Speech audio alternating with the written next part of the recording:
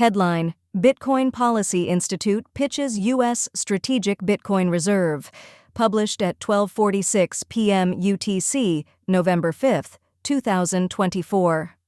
On the eve of the U.S. presidential election, the Bitcoin Policy Institute published a report endorsing a strategic reserve of Bitcoin akin to U.S. strategic reserves of gold, medical equipment, minerals, or petroleum, asking whoever becomes president to ask the U.S. Treasury Secretary to buy Bitcoin.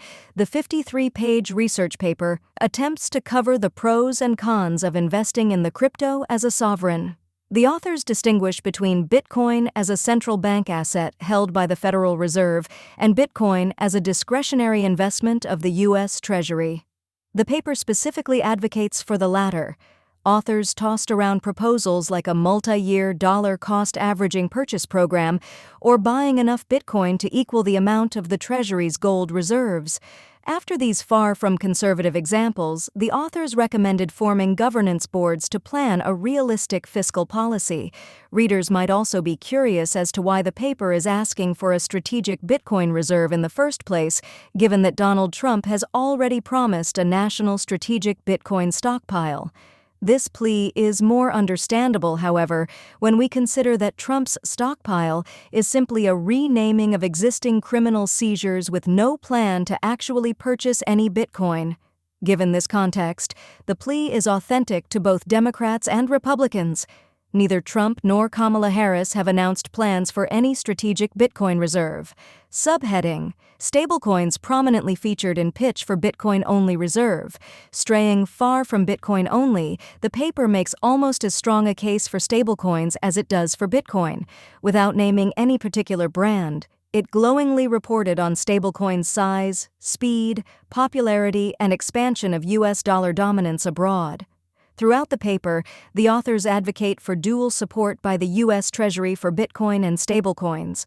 Of course, they argue for a formal reserve of Bitcoin as a sovereign investment, whereas they ask for general support of, not investment in, stablecoins. Ironically, stablecoins fulfill many of the value propositions of Bitcoin as listed in the paper: auditability, permissionless transactability, enabling capital flight for residents of collapsing regimes, extension of U.S. dollar hegemony, technological leadership, supporting human rights, and control of the crypto-euro-dollar market. For some reason, the paper insists that Bitcoin is superior to all other crypto assets on these and other functions.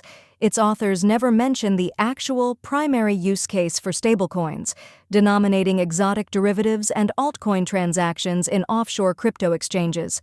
They also never mention depegs, fraud, or theft of assets, perennial features of stablecoin projects. The authors also never admit that stablecoins mostly operate on non-Bitcoin blockchains like Tron, Telegram, Solana, EOS, Cosmos, and Algorand, whose founders, according to the SEC, issued illegal securities to fund unregistered enterprises.